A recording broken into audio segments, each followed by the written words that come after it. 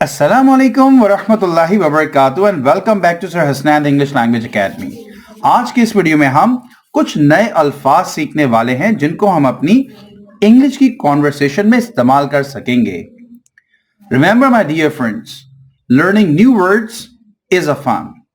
In fact, new words help you communicate better. It is, you can understand others as well as others can understand you. So let's get started with this video today. पहला word जो आपकी screen पे मौजूद है that is quixotic. Quixotic. जरा इसकी pronunciation देख लें. Quixotic. Quixotic. X के दो साउंड आएंगे. पहले क्विक के साथ C का साउंड आएगा क्विक और फिर उसके बाद Z का साउंड आएगा जोटिक. Quixotic. और इसकी मीनिंग होती है आइडियलिस्टिक, अनरियलिस्टिक और इम्प्रैक्टिकल. यानी ऐसा शख्स जो आइडियलिस्टिक हो, अनरियलिस्टिक हो और इम्प्रैक्टिकल हो. और इसकी उर्दू मीनिंग होती है Shekh Chilli. Next word is banish. Banish और ये एक वर्ब है और इसकी मीनिंग होती है send someone away from a country as official punishment. Send someone away from a country as official punishment.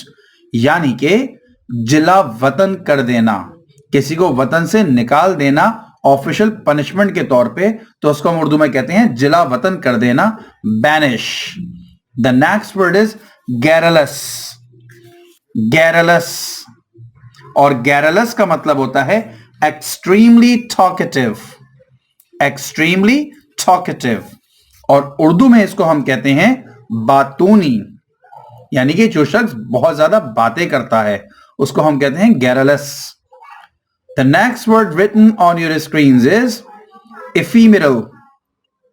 ephemeral और ephemeral की मीनिंग होती है lasting for a short time. lasting for a short time. ephemeral adjective है which means lasting for a short time और इसकी उर्दू में meaning होती है आरजी. आरजी यानी कि थोड़े से वक्त के लिए. And the next word is proclivity. proclivity इसकी प्रोनाउंसिएशन देख लें, सुन लें गौर से ताकि आपको इसको प्रोनाउंस करने में मुश्किल ना हो. proclivity. proclivity which means an inclination or interest towards something. an inclination or interest towards something और उर्दू में इसकी मीनिंग होती है लगन या शौक. The next word is grit. grit और grit की मीनिंग होती है courage and strength. courage and strength यानी उर्दू में इसका मतलब होता है हौसला या हिम्मत. grit. Another word is sycophant. sycophant और इसकी मीनिंग तो बहुत जबरदस्त होती है. sycophant का मतलब होता है one who praises someone insincerely to get advantage. one who praises someone insincerely to get advantage और उर्दू में ऐसे शख्स को कहते हैं चापलूस. चापलूस. sycophant यानी कि जो किसी से अपनी गर्ज से किसी की तारीफ करता है, खामखा की तारीफ करता है. That is called चापलूस in Urdu and in English it is called sycophant. embezzle. embezzle और ये भी एक वर्ब है embezzle और इसकी इंग्लिश मीनिंग है to steal or to misappropriate. to steal, to misappropriate यानी कि चोरी करना. embezzle. And then we have snazzy. snazzy. It means stylish and attractive. stylish and attractive और इसकी उर्दू में मीनिंग होती है पुरकशिश. पुरकशिश. snazzy. The next word is aggrandize. aggrandize. aggrandize और इसकी इंग्लिश में मीनिंग होती है to increase the power, status or wealth. to increase the power, status or wealth. aggrandize और इसको उर्दू में हम कहते हैं तरक्की देना, aggrandize, तरक्की देना.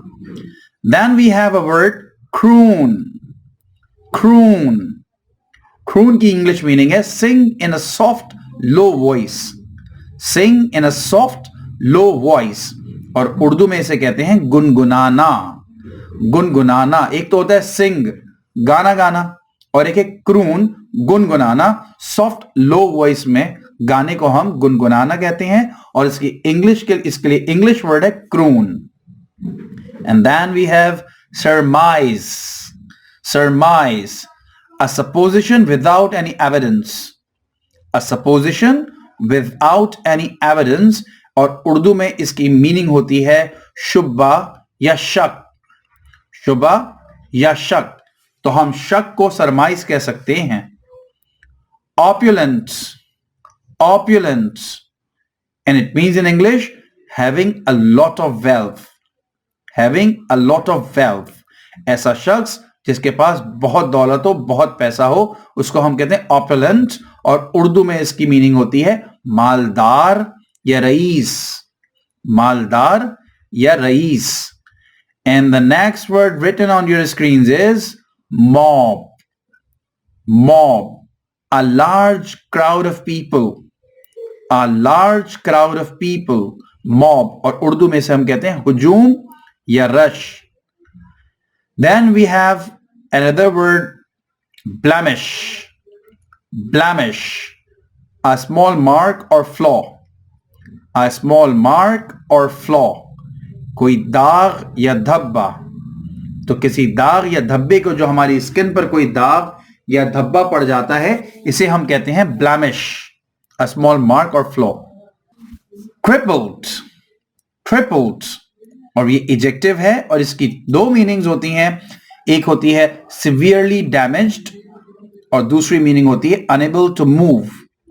severely damaged और unable to move, और उर्दू में हम इसे कहते हैं मफलूज. ingrate. ingrate, और ये वर्ड हमारी आज की इस वीडियो का लास्ट वर्ड है. ingrate को इंग्लिश में कहते हैं an ungrateful person. an ungrateful person, और इसकी उर्दू मीनिंग होती है नमक हराम. नमक हराम यानी कि नाशुक्रा. तो ऐसा शख्स जो नाशुक्रा हो, उसे हम नमक हराम कहते हैं, ingrate. I hope, my dear students, you have learned many new words today and you will use them in your English conversation. We will meet again in another informative video. Till then, take very good care of yourselves. Assalamu alaikum wa rahmatullahi wa barakatuh.